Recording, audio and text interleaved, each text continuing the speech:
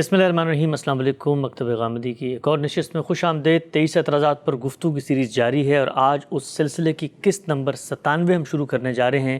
قرات کے اختلاف کا موضوع زیر بحث ہے۔ اس موضوع کی آج 5ویں قسط آغاز کرتے ہیں۔ ہم سے بہت شکریہ آپ کے وقت کا۔ گزشتہ 4 نشستوں میں 2 مراحل زیر بحث آئے۔ گزشتہ نشست میں ہماری خواہش تھی کہ تیسرے مرحلے کی طرف ہم جائیں، لیکن تیسرے مرحلے کے باقاعدہ آغاز سے پہلے آپ نے ایک بہت ہی اہم نقطے کی طرف توجہ دلائی کہ یہ جو سارا کا سارا اہتمام کیا گیا ہے ریڈنگ کو آگے منتقل کرنے کا، قرات کو آگے منتقل کرنے کا، اس کی حکمت، اس کا مقصد، اس کی غرض و غایت کیا ہے، قرآن مجید اس باب میں کیا کہتا ہے، پوری نشست میں وہی نقطہ زیر بحث آیا۔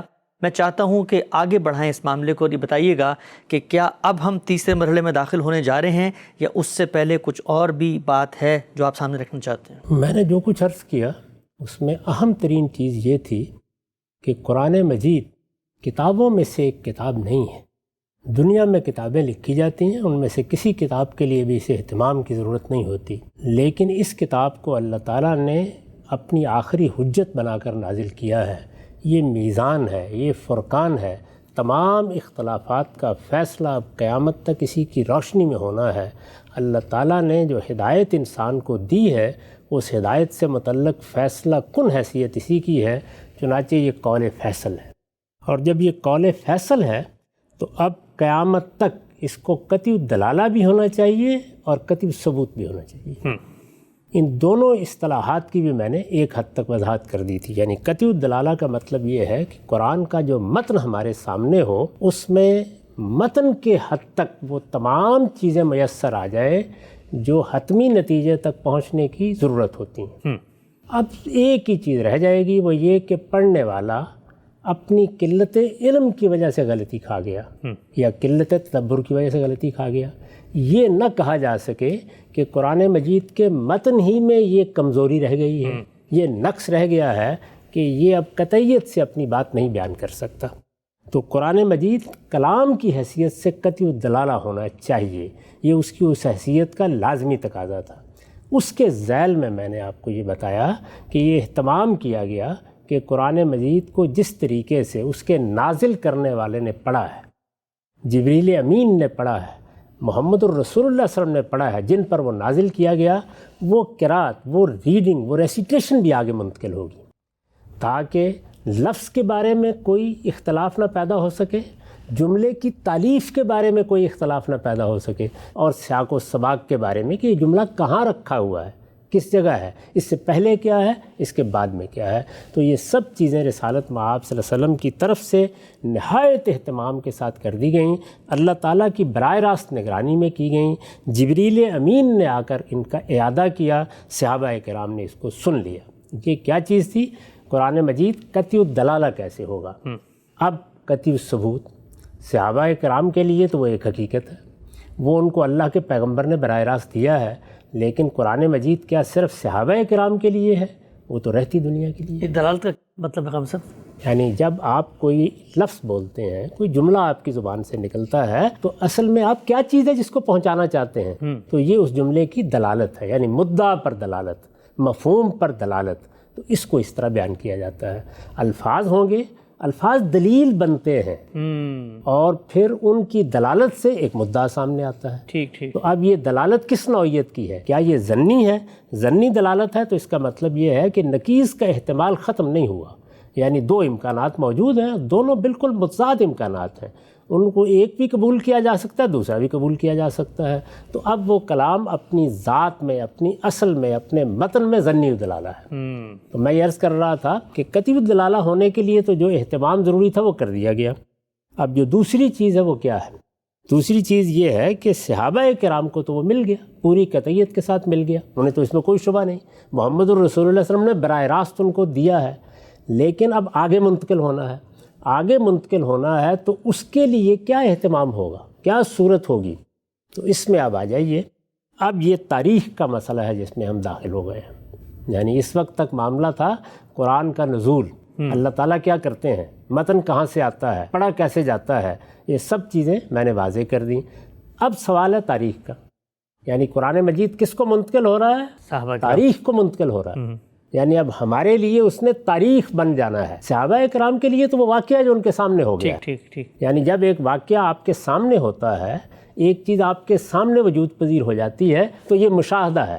صحابہ کرام کے لیے قرآن مجید کا رسالت مآب صلی اللہ علیہ وسلم سے ملنا تاریخ نہیں، مشاہدہ ہے۔ یعنی وہاں اللہ کا پیغمبر املا کرا رہا ہے، اللہ کا پیغمبر پڑھ رہا ہے، صحابہ کرام اس کو سن رہے ہیں۔ ان کے لیے یہ ایسے ہی ہے جیسے اس وقت میں اس کمرے میں بیٹھا ہوا ہوں تو یہ سب کچھ میرے لیے مشاہدہ ہے۔ میں اپنی کتاب لکھ رہا ہوں، آپ کے ہاتھ میں دے رہا ہوں تو یہ آپ کے لیے مشاہدہ ہے۔ تو صحابہ کرام کے لیے تو قرآن مجید کا ملنا یعنی پیغمبر سے ملنا مشاہدہ تھا، لیکن جب وہ دنیا سے رخصت ہوں گے تو اب یہ تاریخ بن جائے گا، یعنی یہ اس کا لازمی تقاضا ہے۔ ایسا ہی ہر چیز کے بارے میں ہوتا ہے۔ تو اب ہم تاریخ کے علم میں داخل ہو جائیں گے۔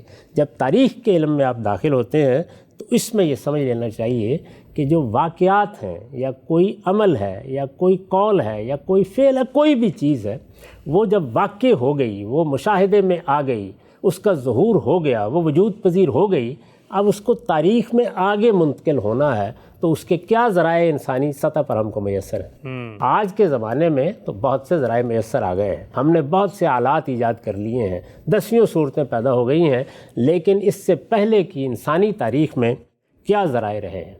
تو اگر آپ غور کریں تو دو ہی چیزیں، یعنی اصلاً دو ہی چیزیں ہیں۔ ایک یہ کہ جن لوگوں کے سامنے کوئی واقعہ پیش آیا ہے، جن لوگوں کے سامنے کوئی چیز وجود پذیر ہوئی ہے، وہ کتنی بڑی تعداد میں ہے، ایک ہے، دو ہیں، چار ہیں، 10 ہیں، کتنی بڑی تعداد ہے؟ کیا اتنا جمع غفیر ہے ان کا کہ وہ ہزاروں لاکھوں کی تعداد میں ہے، اور اگر وہ سب کے سب اس چیز کو یا اس واقعے کو یا اپنے اس مشاہدے کو آگے منتقل کریں تو عقلاً یہ محال ہے کہ وہ جھوٹ بول دیں۔ کیسے محال مطلب؟ کیونکہ اتنا بڑا گروہ ہے، اتنی بڑی جماعت ہے، اتنی بڑی قومیت ہے، اتنی بڑی انسانیت ہے، کیا سارے لوگ جھوٹ بول دیں گے کہ پاکستان 1947 میں نہیں بنا؟ اچھا، سب لوگ کس بات کو ایجاد کر لیں گے کہ مغلیہ سلطنت قائم ہوئی تھی؟ تو یہ اس کو کہا جاتا ہے نقل الکافہ عن الکافہ، یعنی جن لوگوں کو کوئی چیز آپ نے دی ہے، جنہوں نے مشاہدہ کیا ہے، جن کے سامنے وہ واقعہ ہوا ہے، ان کی تعداد کتنی ہے؟ کیا اتنی ہے کہ عقلاً یہ تصور نہیں کیا جا سکتا کہ یہ بیٹھ کر کوئی سازش کر سکتے ہیں، یہ کوئی تحریف کر سکتے ہیں، یہ واقعے کو بگاڑ سکتے ہیں؟ وہ سب کے سب اگر ایک واقعے کو منتقل کرتے ہیں تو میں نے عرض کیا کہ اس کے لیے ہمارے علم میں جو تعبیر اختیار کی گئی وہ ہے نقل الکافہ عن الکافہ، یعنی ایک بہت بڑی جمعیت، بہت بڑی جماعت، بڑی کمیونٹی، یہ ساری کی ساری ایک چیز کو منتقل کر رہی ہے۔ یہ واقعہ ہوا ہے۔ میں نے اس کی بہت سی مثالیں بارہ دی ہیں کہ لال مسجد کا ایک واقعہ ہوا ہے، میں بھی جانتا ہوں، آپ بھی جانتے ہیں، پاکستان کا بچہ جانتا ہے۔ منہاج القرآن میں ایک حادثہ ہوا تھا، میں بھی جانتا ہوں، آپ بھی جانتے ہیں، ہر شخص جانتا ہے۔ قائد اعظم نے پاکستان بنایا، یہ سب ہم جانتے ہیں۔ علامہ اقبال کی تصنیفات کیا ہیں، ان سے ہر شخص واقف ہے۔ ہر شخص سے مراد یعنی سینکڑوں، ہزاروں، لاکھوں لوگ واقف ہیں۔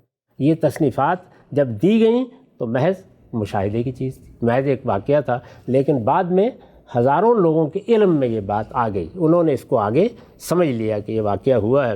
یہی صورتحال تمام تاریخی واقعات میں ہے۔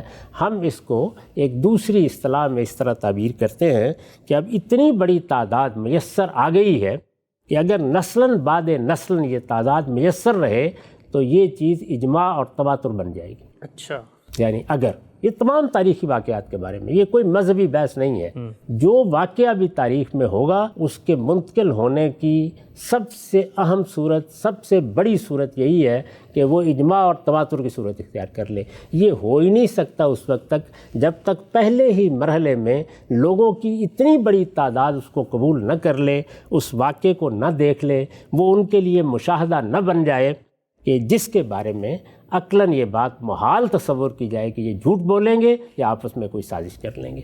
میں پھر عرض کر دوں کہ یہ جو معاملہ ہے کہ تاریخ میں چیزیں منتقل کیسے ہونی ہیں، ہر جگہ اسی اصول کے اوپر ہے۔ یہ جتنی تاریخ ہم پڑھتے ہیں ان میں جن واقعات کے بارے میں کوئی بحث نہیں ہوتی، جن کو ایک حقیقت مانا جاتا ہے، جن کے بارے میں اگر کوئی آدمی انکار کا رویہ اختیار کرے تو میں بھی ہنس دوں گا اور آپ بھی ہنس دیں گے، وہ سب کے سب اگر غور کریں تو اسی طریقے سے منتقل ہوتے ہیں۔ جتنے بھی اس طرح کے معاملات ہیں ان میں نہ کوئی روایت کی ضرورت ہوتی ہے، نہ کوئی اسناد کی ضرورت ہوتی ہے، نہ یہ دیکھنے کی ضرورت ہوتی ہے کہ کون منتقل کر رہا ہے کون نہیں۔ ایک جمع غفیر منتقل کر رہا ہے، ایک پوری قوم منتقل کر رہی ہے، پوری انسانیت منتقل کر رہی ہے، یہ سب چیزیں ہو جاتی ہیں۔ تو یہ ایک طریقہ ہے۔ دوسرے یہ کہ اخبار احاد سے چیزیں منتقل ہوتی ہیں۔ اخبار احاد کا مطلب یہ ہے کہ میں نے ایک بات کی ہے، وہ آپ نے سنی، 2 اور لوگوں نے سنی، 4 اور لوگوں نے سنی، انہوں نے جا کے اس بات کو بیان کر دیا۔ تاریخ میں بھی بہت سی چیزیں ایسے ہی بیان ہوتی ہیں۔ یعنی یہ بات کہ مغلیہ سلطنت قائم ہوئی، یہ تو نقل الکافہ عن الکافہ ہو جائے گا۔ پاکستان 1947 میں بنایا گیا، پاکستان اس وقت بھی ایک ملک ہے، یہ نقل الکافہ عن الکافہ ہے پوری دنیا کے لیے، یعنی ایک جم غفیر اس کو منتقل کر رہا ہے۔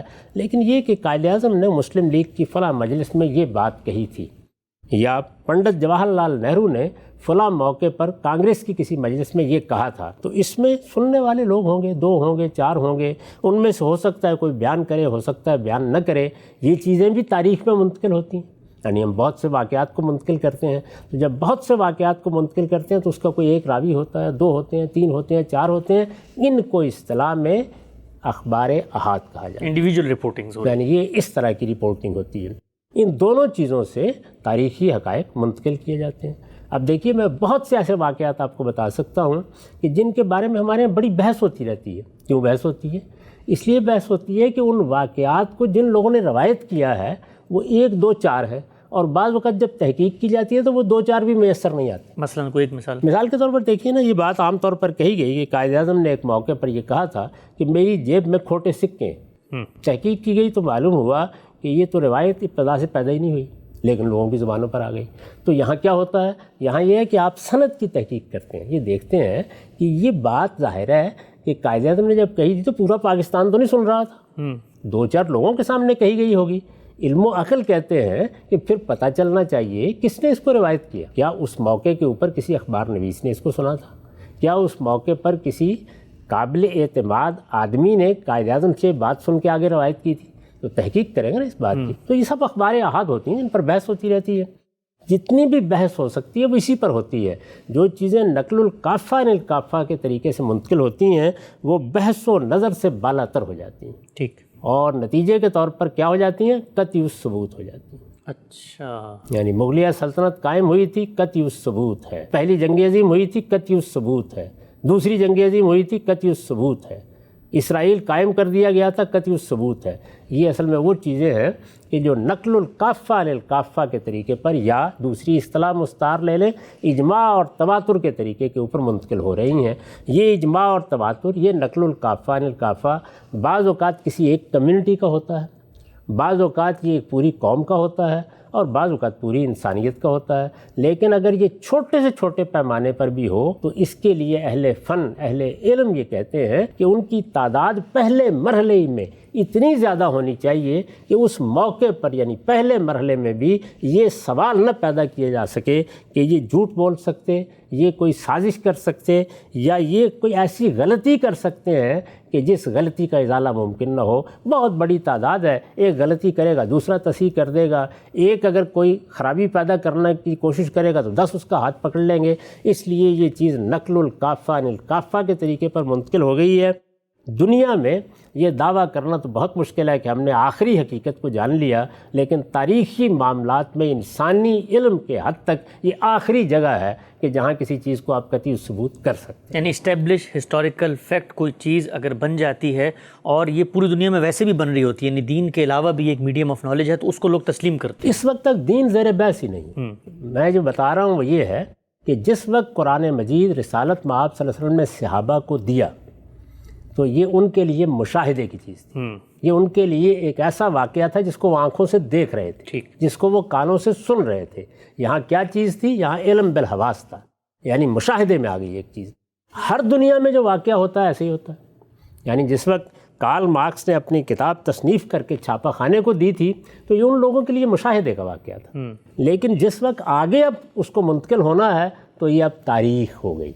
تو جب کوئی چیز تاریخ ہوتی ہے تو پھر ہم علم تاریخ میں داخل ہو کر یہ دیکھتے ہیں کہ تاریخی حقائق کس بنیاد پر قطعی الثبوت ہوتے ہیں اور کب ظنی الثبوت ہوتے ہیں، یعنی کب ان کے بارے میں یہ کہا جا سکتا ہے کہ یہ اب اسٹیبلشڈ ہسٹری ہے، اور کب ان کے بارے میں اس بحث کی گنجائش ہوتی ہے کہ یہ بات 1 یا 2 یا 3 یا 4 یا 5 لوگوں نے روایت کی ہے، اس سے زیادہ بھی ہو سکتے ہیں۔ اب اس کی تحقیق کی ضرورت ہے، دیکھنا پڑے گا لوگ کون ہیں جو روایت کر رہے ہیں، ان لوگوں کا کوئی اتصال بھی ہے یا نہیں، یہ تاریخی لحاظ سے ایک دوسرے سے ملے بھی ہے یا نہیں، ایک دوسرے کو بتا رہا ہے، اس میں انسان کا فہم بھی داخل ہو جاتا ہے اور 10 چیزیں داخل ہو جاتی ہیں۔ چنانچہ رسالت مآب صلی اللہ علیہ وسلم نے جب قرآن دے دیا تو میں پھر عرض کروں کہ وہ مشاہدے کی چیز تھی۔ اب یہ ضروری تھا کہ اگر اس کو دنیا کے لیے حجت رہنا ہے تو وہ قطعی ثبوت بھی رہے۔ تو تاریخی لحاظ سے یہ دیکھیے کہ جن لوگوں کو دیا گیا وہ کون تھے، یعنی کیا سیدنا مسیح کی طرح 8-10 لوگ تھے جو ایک غار میں بیٹھے ہوئے تھے اور ان کو دیا گیا تھا؟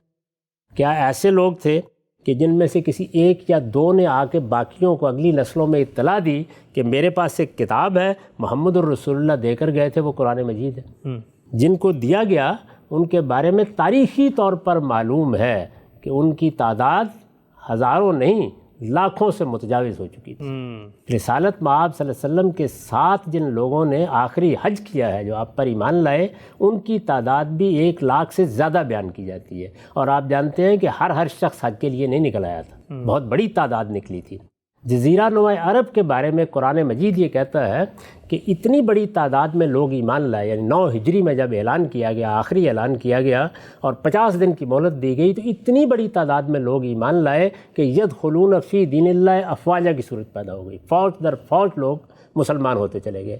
پورے جزیرہ نما عرب میں قریش، ان کے علاوہ بنی اسماعیل کے قبائل، بلکہ دوسرے قبائل بہت بڑی تعداد میں ایمان لے آئے، بستیوں میں ایمان لے آئے، دیہات میں ایمان لے آئے، بدوؤں میں ایمان لے آئے، شہروں میں ایمان لے آئے، بہت بڑی تعداد میں لوگ ایمان لے آئے۔ اتنی بڑی تعداد کہ ان کے بارے میں اگر محض تعداد کو پیش نظر رکھیں تو سوچا بھی نہیں جا سکتا کہ وہ لوگ اگر کسی چیز کو اپنے مشاہدے کے طور پر سب کے سب اپنے مشاہدے کے طور پر منتقل کریں گے یا اپنا اجماع اس پر نقل کریں گے یا اس کے بارے میں شہادت دیں گے تو عقلاً یہ ہو سکتا ہے کہ سب نے مل کے کوئی سازش کر لی، کیونکہ عقلاً کو سب کو بیٹھنا پڑے گا، طے کرنا پڑے گا کہ ہم جھوٹ بول رہے ہیں۔ 10 لوگ بیٹھ سکتے ہیں جی، 5 لوگ بیٹھ سکتے ہیں، کہ انسانی سطح پر ممکن ہی نہیں ہے، یعنی آج تک تاریخ میں یہ ہو ہی نہیں سکتا، یہ تصور کرنا ہی ممکن نہیں ہے کہ اتنی بڑی تعداد اس طرح کا کوئی معاملہ کر سکتی ہے۔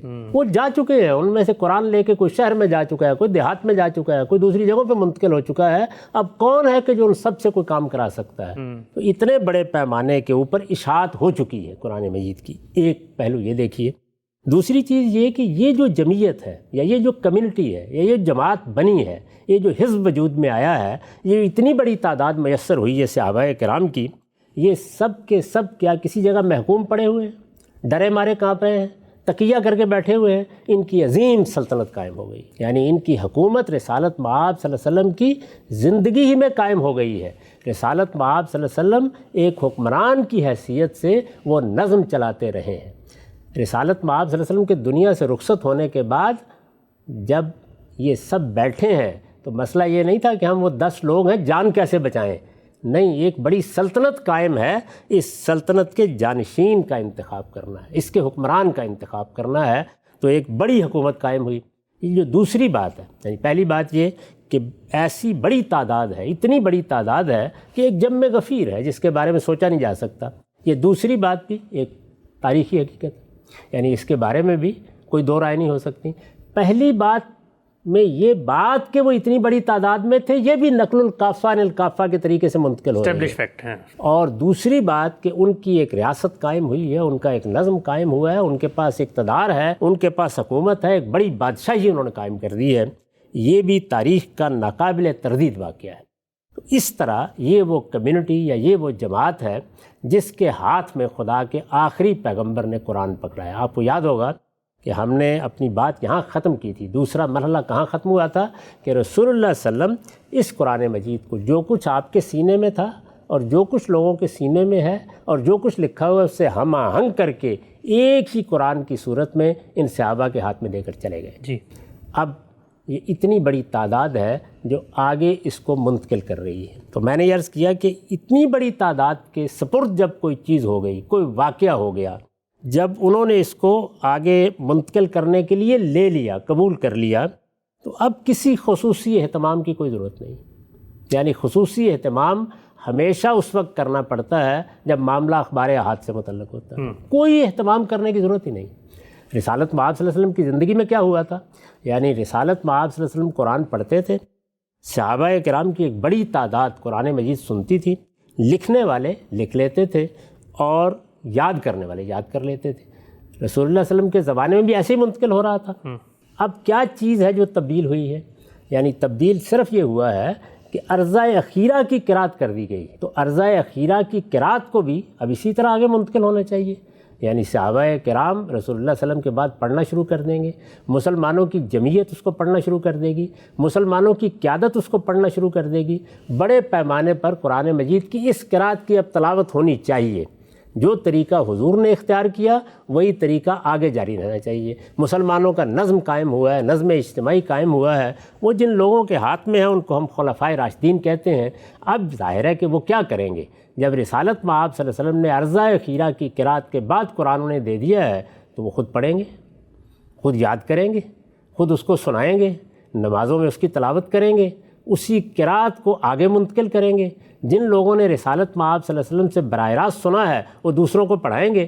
یہ عمل جو ایک فطری عمل ہے یہ اس پوری کمیونٹی میں، اس پوری جماعت میں شروع ہو جائے گا۔ اور میں پھر عرض کر دوں کہ یہی وہ عمل ہے کہ جس کا مشاہدہ اس وقت بھی آپ کر سکتے ہیں، یعنی یہ کوئی ماضی کی داستان نہیں ہے، اس وقت بھی ہم مسلمان یہی کر رہے ہیں۔ ہمیں کسی اہتمام کی ضرورت نہیں پڑتی، ہمیں کسی ریاست کی مدد کی ضرورت نہیں پڑتی، یعنی مسلمان کیا کرتے ہیں؟ قرآن مجید ان میں سے جو یاد کرنے والے ہیں یاد کر لیتے ہیں، جو لکھنے والے ہیں وہ لکھ لیتے ہیں۔ یہ چھاپا خانہ ایجاد نہیں ہوا تھا تو ہمارے ہاں عام لوگ بھی لکھتے تھے، علماء بھی لکھتے تھے، بادشاہ بھی کتابت کرتے تھے، اور کاتب حضرات بھی اپنی بیٹھکوں میں بیٹھے ہوئے اس قرآن مجید کو لکھ رہے تھے۔ تو یہ جو ایک فطری عمل ہے جو اتنی بڑی کمیونٹی میں جاری ہو گیا ہے، صحابہ کرام، اب صحابہ کرام کی جماعت اسی عمل کو جاری رکھے ہوئے ہے۔ صرف میں عرض کر رہا ہوں کہ عرضہ اخیرہ کی قرات کو رواج دینا ہے، یعنی آہستہ آہستہ اب تدریج کے ساتھ یہ ہونا ہے کہ جب مسلمانوں کا نظم اجتماعی یہی قرات پڑھے گا، جب صحابہ کرام کی جمعیت اس کی تلاوت کرے گی، جب ان کے خلفاء اسی کے مطابق قرآن مجید ان کو سنائیں گے، جب اسی کے مطابق پڑھا اور پڑھایا جائے گا تو کچھ وقت لگے گا، جس کے بعد پھر سب لوگوں میں وہ چیز رائج ہو جائے گی، جیسے رسالت مآب صلی اللہ علیہ وسلم کے زمانے میں رائج ہوئی۔ تو یہ جو فطری عمل ہے یہ شروع ہو گیا، اس کے لیے کچھ بھی کرنے کی ضرورت نہیں تھی، یہ آپ سے آپ شروع ہو گیا۔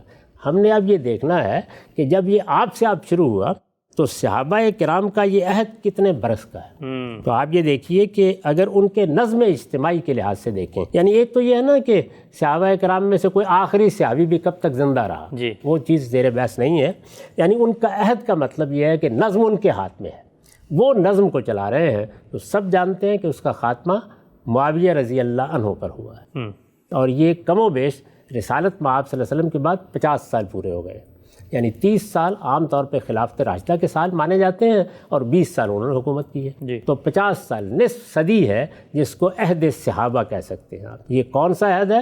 خیر القرون کرنی۔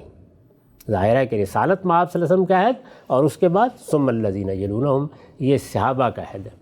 تو صحابہ کا عہد یعنی جس میں حکومت ان کے پاس ہے، فیصلے وہ کر رہے ہیں، نظم وہ چلا رہے ہیں، مسلمانوں کی جمعیت ان کے پاس ہے، اور ایک عظیم ریاست انہوں نے قائم کر دی ہے، اس میں توسیع ہوتی چلی جا رہی ہے۔ اس کے لیے آپ اس عہد کو اگر متعین کرنا چاہیں تو عہد معاویہ کو، یعنی سیدنا معاویہ کے عہد کو آپ اس کا خاتمہ کہہ سکتے ہیں۔ اس کے بعد اقتدار تابعین کو منتقل ہونا ہے۔ تابعین کون کہے جاتے ہیں ہمارے ہاں؟ یعنی کون لوگ ہیں جن کو تابعین کہا جاتا ہے؟ وہ اصل میں وہ ہیں جنہوں نے اب صحابہ سے دین سیکھا ہے، جنہوں نے صحابہ سے ہدایت حاصل کی ہے، جنہوں نے صحابہ سے ایمان حاصل کر کے اپنے آپ کو مسلمان بنایا ہے۔ تو صحابہ کرام کے پیرو کون ہیں؟ تابعین۔ اور صحابہ کون ہیں؟ وہ رسالت مآب صلی اللہ علیہ وسلم سے جنہوں نے براہ راست دین لیا ہے۔ تو صحابہ کا عہد کم و بیش 50 سال کا ہے۔ اس 50 سال کے عرصے میں اب ہم تاریخ کی مراجعت کر کے دیکھیں گے کہ اس میں یہ سب ہوا کیا ہونا تھا، یعنی قرآن مجید کو اب اس عرضہ اخیرہ کی قرات کے ساتھ شائع و ضائع ہو جانا چاہیے۔ تو یہ دیکھیں گے کہ کیا ہوا پھر اس میں اب تینوں چیزوں کو ذرا الگ کر لیں۔ تینوں چیزیں کیا تھیں؟ ایک قرآن کا متن، یعنی ہم نے بار بار توجہ دلائی کہ قرآن مجید جب املا کرایا جائے گا، حضور کے زمانے میں املا کرایا جائے، صحابہ کے زمانے میں املا کرایا جائے، آگے لکھنے والے اس کو لکھیں تو یہ رسم الخط کے حوالے ہو جائے گا۔ یعنی ایک ہے قرآن کا متن۔ دوسری چیز کیا ہے؟ دوسری چیز قرات۔ اس سے پہلے جو قرات ہو رہی تھی اس کی تفصیل ہم بتا چکے، اب عرضہ اخیرہ کی قرات ہو گئی اور ہدایت کر دی گئی کہ اب اسی کو رواج دیا جائے گا، تو عرضہ اخیرہ کی قرات دوسری چیز۔ تیسری چیز بھی میں نے آپ سے عرض کیا تھا، وہ تھا قریش کا لہجہ۔ قرآن مجید قریش کی زبان میں نازل ہوا ہے، تو ان کے لہجے کو بھی آگے منتقل ہونا ہے۔ تو تین چیزیں ہیں، تینوں کو ہم الگ الگ دیکھیں گے کہ اس 50 سال کے عرصے میں وہ کہاں پہنچی۔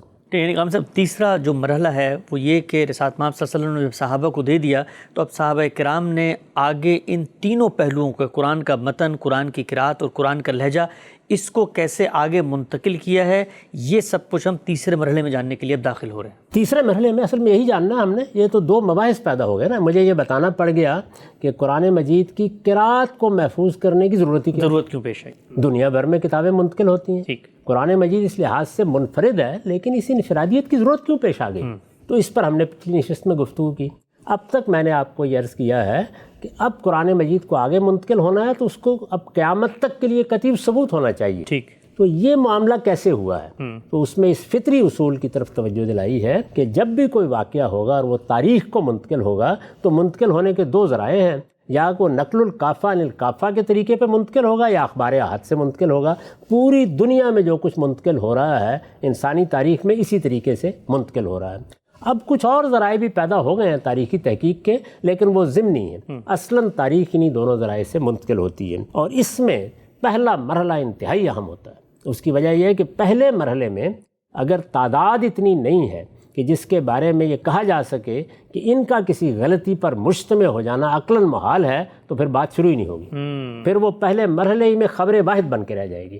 پھر اب سند کی تحقیق کرنی ہوگی، اب کوئی نسخہ تلاش کرنا ہوگا، اب اس کے لیے جا کر کوئی سائنسی ذرائع دیکھنے ہوں گے، وہ ساری چیزیں بالکل تبدیل ہو جائیں گی۔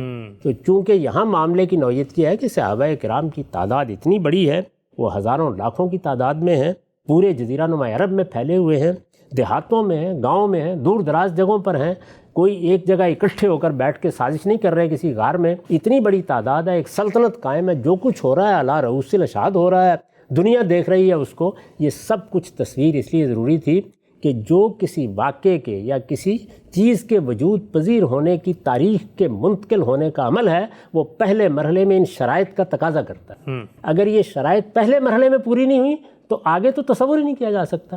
تو ہم اس وقت تک عہد صحابہ میں ہیں، اس کو میں نے کہا تھا یہ تیسرا مرحلہ ہے۔ اس عہد صحابہ میں نے عرض کر دیا کہ کسی خصوصی اہتمام کی ضرورت نہیں تھی، یعنی وہی طریقہ جاری رہا جو طریقہ حضور نے اختیار کیا تھا۔ حضور نے کیا طریقہ اختیار کیا تھا؟ کوئی نسخہ تیار کرایا تھا، لوگوں کے لیے کوئی غیر معمولی اقدامات کیے تھے؟ کچھ بھی نہیں۔ یعنی آپ نے پڑھا، اور چونکہ ایک بڑی تعداد آپ کے ماننے والوں کی موجود ہے جن کے لیے قرآن زندگی ہے، جن کے لیے قرآن روح ہے، ہر گھر میں قرآن ہونا ہے، ہر شخص نے قرآن پڑھنا ہے، قرآن ہی کے ذریعے سے ان کی جمعیت قائم ہو رہی ہے، تو قرآن مجید جیسے ہی پڑھا جاتا تھا لوگ لپکتے تھے اس کو لینے کے لیے، اس میں یاد کرنے والے یاد کر لیتے تھے، لکھنے والے لکھ لیتے تھے۔ اب عرضہ اخیرہ کی قرات ہوئی تو پہلے کیا تھا؟ رسالت میں آپ صلی اللہ علیہ وسلم پڑھتے تھے، اب ظاہر خلفائے راشدین پڑھیں گے، صحابہ کرام پڑھیں گے، ان کی جمعیت میں وہ قرات شائع و ضائع ہونا شروع ہو جائے گی۔ تو قرآن کا متن، قرآن کی قرات اور قرآن کا لہجہ، تینوں چیزوں کے بارے میں اب مجھے گفتگو کرنی ہے۔ ہم سب یہ جو تینوں پہلو ہیں کہ صحابہ کرام نے پھر تاریخ کی اس پورے کے پورے مرحلے میں کیسے قرآن کا متن، کیسے قرآن کی قرات اور کیسے قرآن کا لہجہ منتقل کیا، انتہائی اہمیت کا حامل ہے۔ میں چاہتا ہوں کہ اس پر ہم براہ راست متوجہ ہو کے گفتگو کریں، لیکن وقت یہاں پہ ختم ہوتا ہے، دوبارہ حاضر خدمت ہوں گے۔ اب تک آپ کا بہت شکریہ۔ بہت شکریہ۔